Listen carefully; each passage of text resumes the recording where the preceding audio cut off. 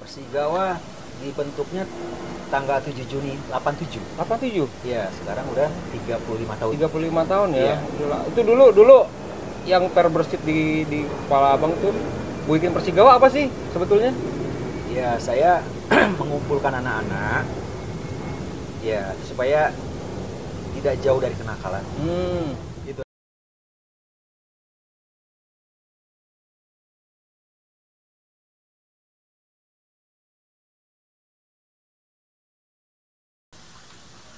Halo Sobat Gan semua, bersama saya Jul di sini kita berjumpa kembali seperti biasa. Saya ditemani Kang Ahwani dan bintang tamu kita kali ini tak asing lagi, dia juga praktisi sepak bola, Bang Al-Fajri, selaku pendiri sekaligus owner dari Persigawa.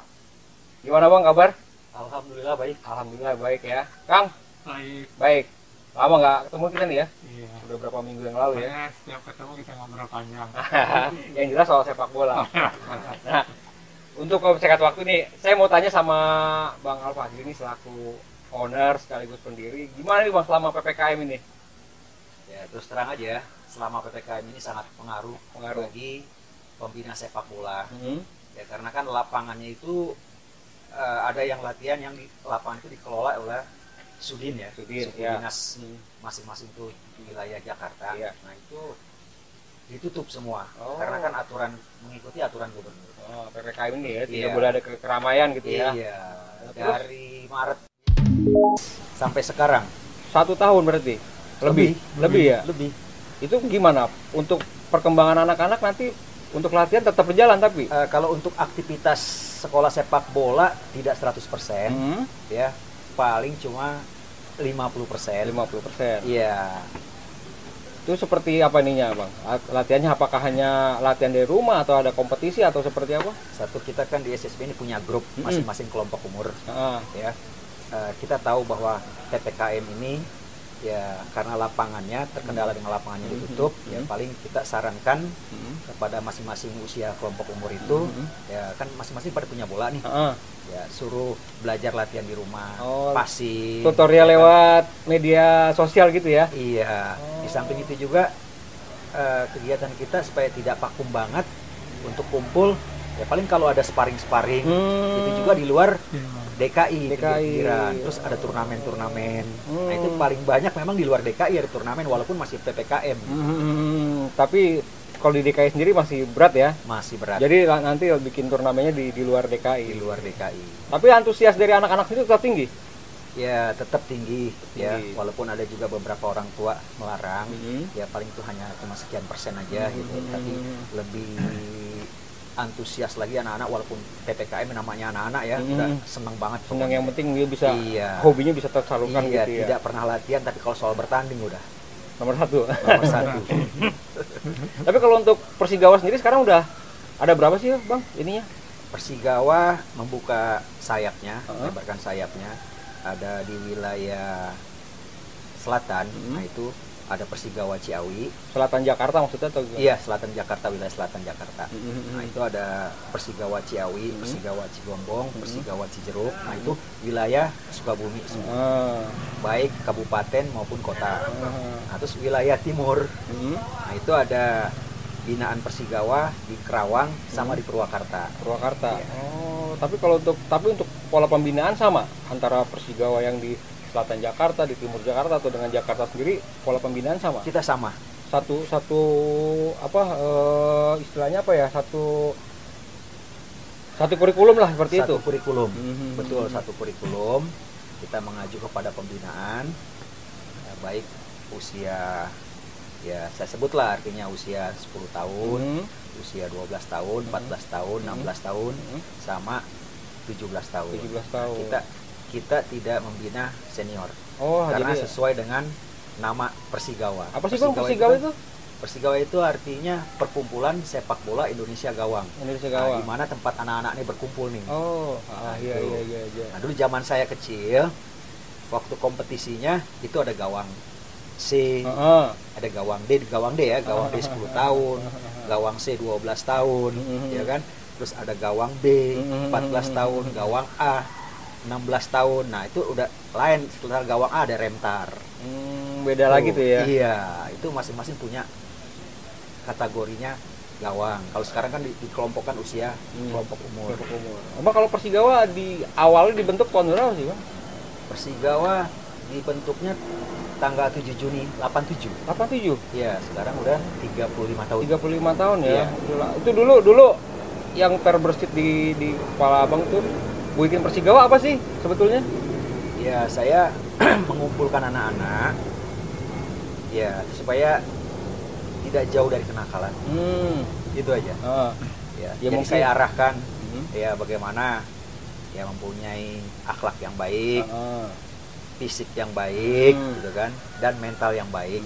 Cuma ke situ kok arah pembinaan saya gitu. Awalnya seperti itu. Iya. Tapi sekarang seiring berkembangnya zaman, seiring berjalannya waktu, jadi pola itu mungkin ada agak sedikit perkembangan, jadi berubah. Betul. Waktu zaman saya kecil kan melihat ya artinya narkoba dulu nggak sebesar apapun ya, paling betul. minuman keras Ya, yang ya, zaman ya, saya kecil ya. Minuman keras ya kan. Nah, terus adalah yang ngisap-ngisap ganja apa gitu kan, itu di lingkungan saya gitu. Makanya saya ngerekrut dari bola-bola plastik sebetulnya. Awalnya tuh ya. Bola plastik ya waktu saya kecil. Kalau dulu kan nggak pakai kelompok umur, dulu pakai ukuran Kepala tinggi badan. Iya. Terus Iya. anak-anak minta dibimbing dengan saya gitu. Sekalian anak begini kok banyak gitu kan. Nah, saya mau arahkan supaya pakai sepatu bola di lapangan besar kayak gimana gitu kan. Akhirnya saya datang ke lapangan, saya temuin orang yang sering di lapangan, saya curhat, saya minta gimana untuk kemajuan anak-anak.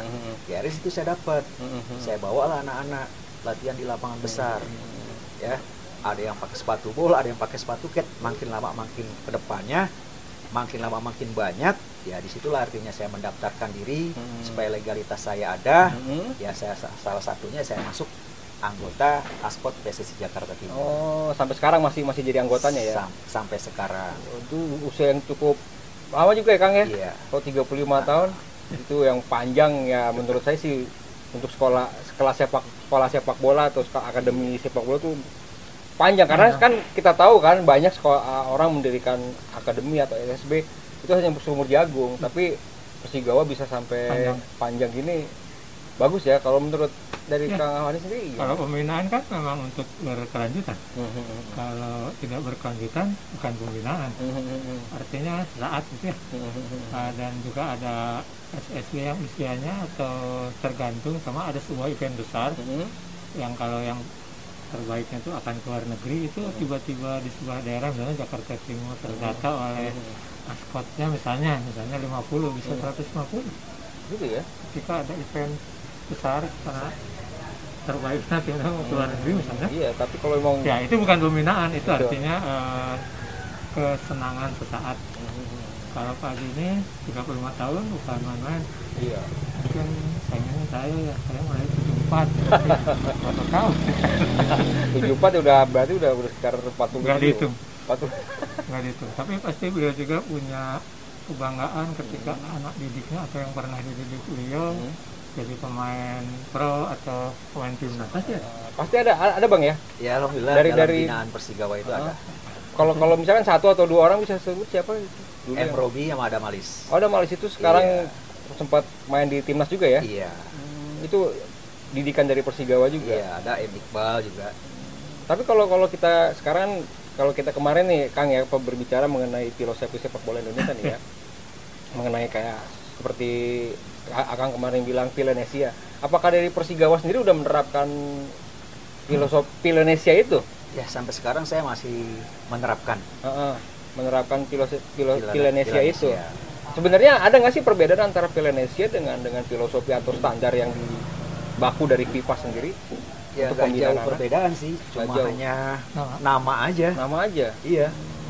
Tapi kalau Pilenesia udah berapa lama Abang pakai nih filosofi sepak bola Indonesia? Ya kan ini baru 2017. 2017. Iya, Berarti belum lama juga ya? belum lama. Belum lah. Belum lama. Tapi ada nggak perbedaan-perbedaan antara Pilenesia dengan standar yang diterapkan oleh FIFA? Ya, kalau perbedaannya ya hanya menyebutkan Penyebutan. nama aja. Oh, nama aja ya. Iya. Tapi secara garis besar, secara global Sama sebetulnya dengan pembinaan. sama dengan apa yang udah standar dari FIFA ya. Oh, gitu. Jadi ya sebetulnya kalau bisa dibilang hanya gimana Kang ya, ada nggak? Kan sebelumnya Indonesia Timo juga sudah bikin tahun 2012 ya. Itu kan sama juga. Inti pembinaan anak-anak itu kan pembagian usia. Atau dalam zaman saya, zamannya beliau kan sudah saya dulu tinggi badan juga pernah jadi patokan. Ya. Tapi dari dulu juga pengukuran usia sudah ada. Udah ya? Namanya memang beda-beda kalau di Jakarta itu, karena saya ini hidup ayah di Jakarta, ada rumah di Bandung, dua-dua itu saya ikuti. Gawang, anak gawang. Jadi dipakai untuk mengut bola, akhirnya bola-bola itu sebetulnya terjemahnya anak gawang. Padahal anak gawang awalnya itu saya suka melihat di lapangan Banteng. Jadi waktu itu Bung Jul, yang mendirikannya itu Bung Jul. Nah, salah satu asistennya Imam. Sudah di di wawancara juga kan di sini.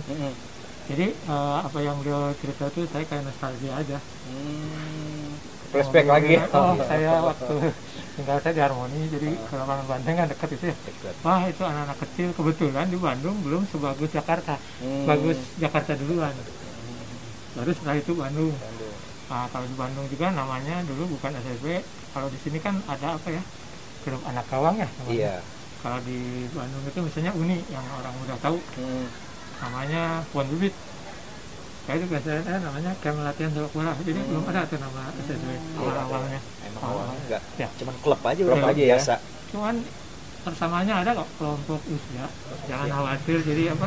Pembinaan beliau itu berdasarkan nggak mungkin ada anak 16 disatuin sama 12. Iya. Kalau di pertandingan juga tulangnya yang satu masih empuk ya, itu udah keras ya. Pasti kaidah normal itu sudah, apalagi sudah menghasilkan pemain. Memang kebanggaannya di situ.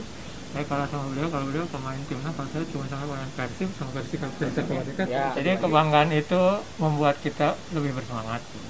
Jadi orang menghasilkan pemain timnas misalnya, saya Persib itu terasa ketika di lapangan menambah semangat ya. Kalau saya sudah menghasilkan sekian orang, kenapa saya tidak berusaha lagi menghasilkan lebih banyak orang menjadi pemain liga gitu ya. Seperti itu kebanggaannya dan membawa semangat. Ya, apalagi dari Persigawa udah bisa menghasilkan pemain yang bisa masuk di timnas, kan itu bukan tolak ukur udah tinggi banget, itu udah lumayan bagus juga kan Bang ya. Nah, tapi kalau kita kembali ke Persigawa nih Bang ya. Sebenarnya kalau kita latihan di Persigawa itu ada biaya nggak sih yang mesti orang tua keluarkan buat mereka anak-anak yang latihan di Persigawa? Iya. Ada ya, per bulan 50.000. 50.000? Ya, per datang 10.000. Nah, gunanya dari mereka untuk mereka. Seperti kayak kita sewa lapangan. Ya, buat transport pelatih, walaupun pelatihnya juga tidak dibayar per bulan, hanya per datang. Per datang juga. Ya, dari hasil anak-anak lah, dari anak-anak untuk anak-anak juga gitu kan. Tapi kan selama ini kalau yang saya dengar ya, maaf koreksi kalau saya salah ya Kang ya. Karena kan sekarang banyak sekolah akademi atau sepak bola anak tuh yang mereka mengut biaya yang luar biasa gitu. Apalagi kalau setiap kali ada turnamen juga kayaknya butuh biaya yang besar. Tapi kalau Persigawa sendiri kenapa tetap bisa eksis 35 tahun loh, bukan waktu yang pendek. Betul. Persigawa memang ya eksis walaupun tidak ada donatur ya. Karena kita kekompakan dan kekeluargaan. Itu aja. Bisa berdiri, kita berjalan lancar itu karena kekeluargaan dan kekompakan. Bahkan bisa menghasilkan pemain yang di timnas loh ya. Iya. Itu dari yang cuma sekedar 50.000 dibanding yang sampai itu. Tapi kalau dari Persigawa sendiri, kalau setiap kali ikut turnamen, ada nggak biaya tambahan buat anggota gitu? Gini, ini kan kita punya perwakilan ya, orang tua ya. Nah, kita serahkan ke orang tua, tapi kita juga yang ngambil alih gitu. Orang tua kan ada yang mampu, ada yang enggak nih. Kalau kita tanganin suruh orang tua yang mampu, dia kan lihat kantongnya dia itu. Betul. Ya kan? Nah, kalau lihat keberatan ini, saya bilang jangan segini. Ya, ada anak-anak juga yang nggak mampu, tolong bebaskan dia. Yang penting dengan kehadiran dia senang udah. Gimana kalau seperti ini? Kebetulan sama saya juga kekeluargaan. Malah saya sama sekali tidak memungut apa-apa, tapi saya memberi apa-apa sama dia untuk logistik ya. Jadi karena harus disiasati, kebetulan saya itu pemainnya itu anak-anak waktu SSB atau perkumpulan sepak bola lah. Nama di Bandung itu lebih ke perkumpulan sepak bola. Orang dari pinggiran, misalnya dulu ada namanya Kapten Kadang Hidayat misalnya. Itu rumahnya tuh di seberangnya Citarum, nggak ada jembatan, jadi dia kalau mau latihan tuh ikut nunggu perahu yang nyeberang gitu. Kalau udah nggak ada, dia tidur di rumah temennya pulang. Pasang misalnya, nggak akan ada perahu. Jadi dari keluarga yang tidak mampu itu salah satu contoh saja. Tidak mampu jadi tidak. Tapi memang saya ada juga yang di tengah kotanya bikin latihannya, menghasilkan setiap beratnya nggak gawang sama Dadang Surajat misalnya. Kalau itu ada di Pungut, tapi juga tidak besar, sama dengan beliau tidak banyak. Intinya lebih merogoh saku untuk menutupi ketika kita mau main kemana, harus daftar ikut event misalnya, atau kita harus beli kostum, beli bola, itu cari sama lah sama beliau. Jadi kalau kita mau ngebina SSB harus ikhlas, kita bekerja untuk dia. Angan-angan saya ketika melatih itu dua, satu dia jadi pemain bola, dua dia bisa hidup bekerja dari keahlian sepak bola. Kebetulan semuanya kerja tuh di Pemkot, Pemkot. Jadi rasanya tuh senang ketika reuni belakangan ini ketemu sama mereka. Saya senang kalian pernah jadi pemain liga. Saya senang kalian setelah itu bisa bekerja, menafkahi keluarga. Itu dua cita-cita yang paling saya suka. Di samping saya apa ya, boleh bilang habis-habisan ngelatih mereka supaya jadi pemain. Jadi pemain ya. Jadi ya keikhlasan itu ya, ikhlasnya untuk menjadikan Indonesia, sepak bola Indonesia bisa katakanlah ya, kita kalau bicara dunia juga masih katakanlah untuk Asia dulu ya, cita-cita seperti itu. Tapi gini Bang, kalau kita bicara soal pelatih nih ya, terutama di Persigawa, itu kalau Persigawa sendiri menerapkan nggak sih lisensi atau ijazah lah katakanlah seperti itu untuk pelatih di Persigawa? Ya saya lihat kemampuan anak ya. Kebetulan pelatih Persigawa ini lulusan Persigawa semua. Persigawa juga, iya. Dia tahu dia teknik sepak bolanya, terutama dasar sepak bolanya, ya. Nah, dia bisa melanjutkan ke sana. Nah, kalau Persigawa punya uang, ya Persigawa biar anak ini kita lihat pelatih ini buat potensi ke depan, ya Persigawa harus sekolahkan pelatih supaya mendapat lisensi itu ya, karena kalau udah dapat lisensi yang ini kan dia bisa nggak cuma berkutat di Persigawa aja ya. Saya pengen mengembangkan karir pelatih ini ke depan. Tapi kalau di Persigawa untuk menerima pelatih, nah itu tidak melihat lisensi tapi lihat kemampuan. Iya. Awalnya situ kemampuan. Berhenti di kemampuan dulu. Iya. Kemampuan. Lihat dia attitude-nya untuk anak-anak, terus kemampuan dasar sepak bolanya. Ya itulah yang saya terima. Tapi ya untuk Persigawa rata-rata seniornya semua sih. Oh jadi lulusan dari Persigawa sendiri Persigawa, ya. Jadi nggak jadi paling tidak dia juga tahu kelebihan dan kekurangan Persigawa seperti apa. Jadi ngelatih Persigawa itu seperti ini gitu loh.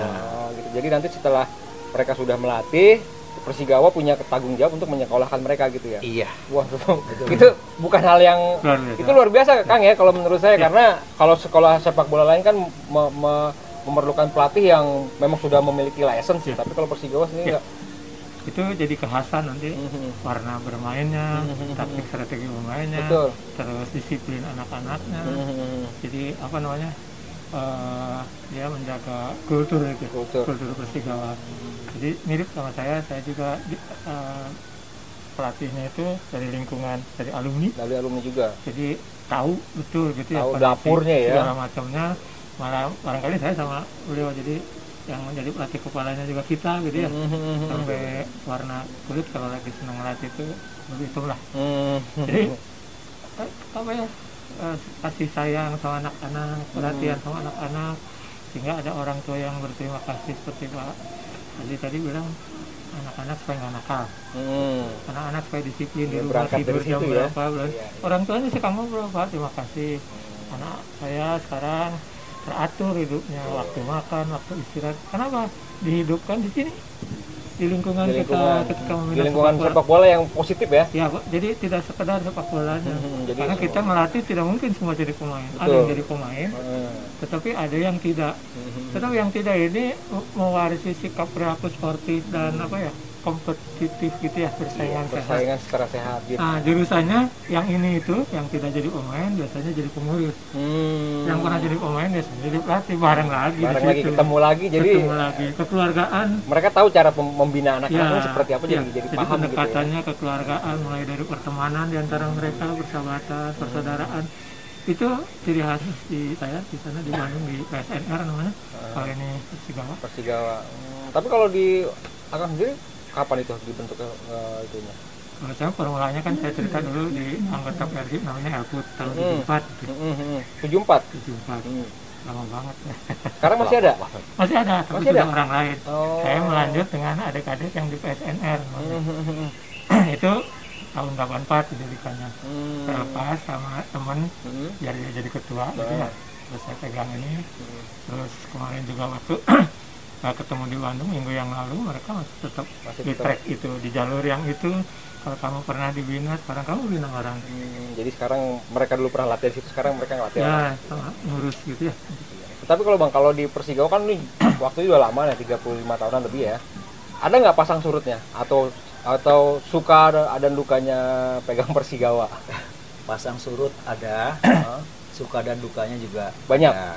Iya, tapi ya kita ini sebagai pembina, sebagai pelatih, ya memang harus ikhlas. Ikhlas, sabar, bekerja keras. Apa yang dibilang Kang Awan ini, kita membina anak ya, supaya itu bukan untuk menjadi timnas, ya kan? Kalau kita untuk membina anak untuk jadi timnas, saya punya uang, saya pelatih timnasnya, saya pengurus timnasnya, pasti jadi pemain timnas. Ya. Nah, tapi kan kita pembina biasa. Minimal ya kita anak-anak ini berakhlak, ya mempunyai mental, ya mempunyai fisik yang bagus, ya. Untuk kedepannya supaya anak-anak ini sukses dalam bekerja. Ada yang pegawai negeri, ada yang pegawai swasta, ada yang menjadi TNI Polri. Itu suatu kebanggaan buat kita sebagai pembina. Memang tujuannya ke situ supaya anak-anak kedepannya mempunyai masa depan yang baik. Gitu. Kalau untuk jadi pemain timnas itu sudah takdir rezekinya anak-anak ya. Nah setelah timnas juga kan dia mau kemana? Kalau bukan mau pegawai negeri. Iya, begitu dia masa di timnas sudah selesai sepak bola paling 35 ya. Kayak seperti Rohman Rohim ya, sekarang jadi TNI. Waktu dia pemain terbaik pilihan, ya si kembar nih. Nah begitu dia udah masuk TNI, dia mohon maaf dengan saya, Bang Ajri katanya. Saya mohon maaf katanya. Saya belum bisa jadi pemain timnas keinginan Bang Ajri gitu kan. Jadi saya lari ke TNI kan gitu. Saya bilang kamu nggak perlu minta maaf. Kamu udah bagus karir kamu di situ. Itulah yang membanggakan orang tua. Walaupun kamu tidak jadi pemain timnas kan gitu. Karena memang dari awalnya Abang bentuk Persigawa bukan cuma untuk jadi masuk di timnas untuk sepak bola. Karena hanya untuk tadi seperti bilang membentuk karakter anak untuk bisa lebih bagus lagi ke depannya ya. Betul. Itu kan masuk TNI udah suatu kebanggaan orang tua. Nah, kalau dia masuk timnas berhenti begitu aja mau kemana? Iya. Begitu saya kira. Ada tambahan mungkin dari aku? Kebetulan cerita yang sama ya, ada yang dari TNI. Oh iya. Jadi itu tadi karena keinginan saya jadi pemain sesuai tingkatannya yang diraih apa. Yang kedua, dari kalian main bola bisa hidup, artinya bekerja. Jadi sama, jadi ketika kita bersama mereka kita bangun perangai yang baik, perangai yang sportif sesuai dengan keikutsertaan dia melakukan menjalankan hobinya di sepak bola seperti itu. Oke deh, terakhir nih Bang, kalau dari Abang ini harapan Abang apa nih? Buat ya katakanlah buat Persigawa sendiri, buat perkembangan sepak bola tim dinas di Indonesia sendiri, harapannya apa? Saya sebagai pembina maupun juga sebagai owner dan pelatih juga ya, ya berharap supaya pembinaan juga ikut maju. Ya adalah gitu seperti GAN. Saya bangga gitu loh, ya dari tingkat daerah, nasional, ya mungkin nanti bisa ke internasional mewakili gitu ya yang juara gitu kan. Ini suatu kebanggaan buat saya. Kenapa? Karena menghidupkan anak-anak sepak bola dalam kejuaraan gitu. Ya saya berharap ya seperti itu aja, bukan GAN aja ya, ada yang lain. Yang lain yang ikut mewakili gitu. Iya, betul. Kalau dari Akang ada mungkin? Sama, jadi perkembangan sepak bola usia dini, usia muda itu harus terus diperkuat sebagai fondasi. Karena sepak bola kita di tingkat yang lebih tinggi itu ada cerita dari coach asing umumnya ketika latihan pertama itu saling mengumpan, mengontrol, banyak yang nggak sesuai dengan pikiran dia loh kok pemain timnas kayak gini seperti itu. Jadi tapi kalau fondasi kita kuat, insya Allah ketika mereka di usia muda, usia dewasa atau senior itu mereka tambah kuat. Ibarat bangunan kalau fondasinya kuat kan akan berapa tingkat pun akan kuat. Sekarang kan kadang di masyarakat termasuk teman-teman kita suka tanya, PSSI gimana ya ketika dia usia dini, usia muda ikut event luar negeri, maksudnya yang harus juara katanya, tapi di sana kok tambah jelek. Kalau PSSI ini gimana? Padahal tidak begitu. Ketika kita di usia dini, usia muda, mereka kurang diperkuat fondasi. Kan urut-urutannya mau dari FIFA, mau dari PSSI, mau namanya Piala Indonesia atau apapun, pasti fondasinya usia emas ya, nya umur 68, sama itu. Ketika di sini tidak apa-apa, 10-12 juga tidak apa-apa, terus aja tidak apa-apa. Tapi dia main terus. Ya. Nah, kan ada testimoninya, saya pernah cerita, saya membanggakan Pak Firman Utina, dia pernah bercerita sama saya, Pak, saya ketika ketemu Pankole, ketemu Ridho itu ada ucapnya dia gitu ya. Tapi dia bagus. Dia mau belajar lah ya. Ya. Nah, dia itu sekarang bayar punya akademi, Firman Utina Akademi. Ya kelihatannya itu basicnya itu, basic skillnya itu diperkuat di usia yang di usia dini, usia muda, sehingga ketika dia jadi pemain senior, dia bisa siap di Liga Pro, bisa siap di timnas itu, memang fondasinya kuat. Oke, terima kasih nih Bang Fajri dengan Kang Wani sudah menemani kita di sini, Sobat Gan semua. Mungkin Sobat Gan bisa ambil sisi positif dan dari obrolan kita yang santai, rileks. Cuman ya mudah-mudahan ini bisa jadi pegangan buat kita juga, bagaimana seperti yang Bang Fajri bilang mengenai ikhlas. Seperti apa sih ikhlas ya? Seperti ini sekarang Persigawa 35 tahun berkecimpung di dunia sepak bola. Kang Ahwani juga dari tahun 74 membina sekolah sepak bola sampai saat ini. Ya itu tadi karena keikhlasan. Tidak ada tendensi apa-apa, tapi karena keikhlasan dan bisa bertahan sampai sekarang. Bang, Kang, terima kasih atas kehadirannya nih ya. Sampai berjumpa lagi, mungkin kita akan ketemu lagi nanti, kita akan berbicara soal yang lain mengenai tidak jauh dari sepak bola. Baik Sobat Gan semua, terima kasih atas waktu dan kesempatannya. Terima kasih ya. Salam pembinaan. Salam pembinaan.